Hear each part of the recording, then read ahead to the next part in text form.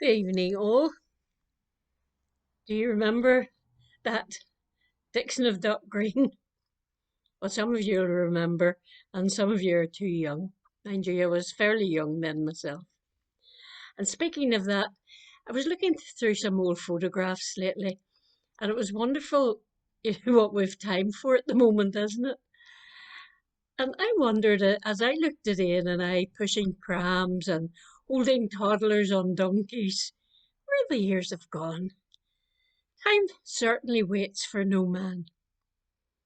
I remember as a child asking my parents about the olden days, and they always laughed. Now, my youth, which was thought to be a riot at the time, has somehow slipped into the olden days. I was born in 1947, and when you're putting a date in on a computer generated form nowadays, by Jove, you have to go back a long way to reach the 40s. Of course, things changed drastically in the years after the restrictions of World War II. Then came the swinging 60s, the Beatles, mods and rockers, the mini skirt. Remember my father, when I used to say, "What do you think of this outfit?" He would say, "Well, it'll be all right when you knit the rest of it." And that's all history now. And of course, history repeats itself, especially in the fashion industry. So, what will our children, our young people remember about their experience of COVID-19? For they are making history. We are making history right now. I think it must almost have hit them harder than my generation. For example, I met a man of my generation in the park today walking his dogs, and he said, I think I'll miss this when things go back. I'll miss the quietness. And yes, there are things which I will miss too. And the longer I settle into it, the more I'll miss the things. So, what does this tell me? Perhaps it's telling me that there are things which I could be changing in my life. It's certainly a time for reflection. As I say, I think our young people, our teenagers in particular, will be finding it hard. In a way, their growing up has been interrupted. As life outside the parental home, their independence is restricted. It's sort of interrupting their growing up. And really, this new normal is abnormal. Working from home in an environment with young, demanding children, having to be teacher and parent, the new normal in marriage, being with spouse all day and all night. All this compounded by the reason for the season, the health concerns about the virus. It's life, Jim, but not as we know it. Of course, there are benefits to our planet. A temporary diminishing in plastic pollution, a temporary diminishing in air and sea pollution. When we look at the Old Testament, things were very different then, weren't they? And they must have seemed very different to the young people in Jesus' times too. The scribes and the Pharisees, you might say, were old school compared to the radical new ideas from this young man from Nazareth who had captured the body, mind, and spirit of the people. However, the issue of the passing of time and difference is nothing new, is it? As we saw when we looked in Ecclesiastes the other week, a time for everything under heaven. I'm going to be reading to you in a moment from Psalm 90. And Andy and I are going to be doing a wee bit of a series in our meditations using the Psalms. So Psalm 90 is a prayer of Moses, a prayer of Moses.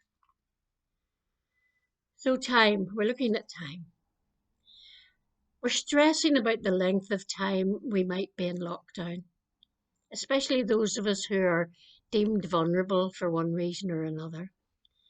But when I was out the other day walking the dog a wee bit later than usual, I saw the same dog walkers taking the same dogs the same walks. And I just thought, and I felt it was a God thought. And God said to me, you see, Carol, life just goes on. Life is just going on. The sun rises and sets. The wind blows.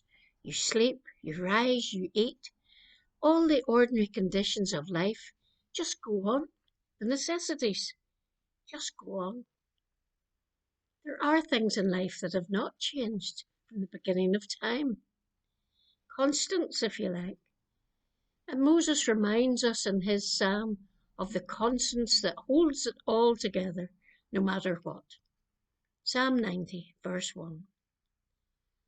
Lord, you have been our dwelling place throughout all generations. Before the mountains were born, or you brought forth the earth and the world, from everlasting to everlasting, you are God. It helps us to get things into perspective. We're so wrapped up in the world, starting with our own very small world in here. You are God from everlasting to everlasting. Verse 4. For 1,000 years in your sight are like a day that has just gone by, or like a watch in the night. 3 months, 6 months, 18 months, the blink of an eye in the face of eternity. Verse 12. Teach us to number our days aright, that we may gain a heart of wisdom. Teach us to number our days aright, that we might gain a heart of wisdom. What a wonderful piece of advice from Moses. Not from Andy, not from me, not from Boris Johnson or Arlene Foster, but Moses. Teach us to number our days aright, that we may gain a heart of wisdom. So what is the lesson out of all of this? Life goes on, and it will go on. We've been given an opportunity to stop. What's that old saying from the 60s? Stop the world, I want to get off. How many times have you just wished for a stolen day, or even a stolen few hours just to do something, or to catch up with this or that, or just to spend time with? We have been given this opportunity. So as Lynn said yesterday, let's take it to find some joy or rest or peace, whatever it is, in every day. Enjoy this break from routine, this break from normal that you've been given. Verse 14. Satisfy us in the morning with your unfailing love, that we may sing for joy and be glad all our days.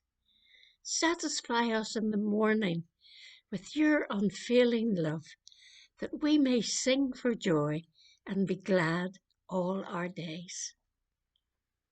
I know it's not easy. Things are so different. Try and find something every day to thank God for, no matter how little it is. Try to take something positive out of each day, and know that there is a divine purpose behind everything. We have an opportunity here to get the important things in our life into perspective, the things that cannot ever be taken from us. From everlasting to everlasting, He is God. So let us pray.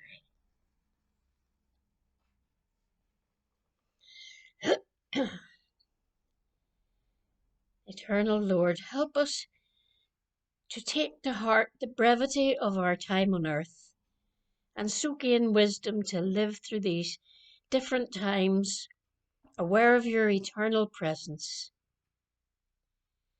Satisfy us, Father, with the knowledge of your faithful love through your Son, Jesus, who is the fulfillment of all our hopes, and in whose name we pray.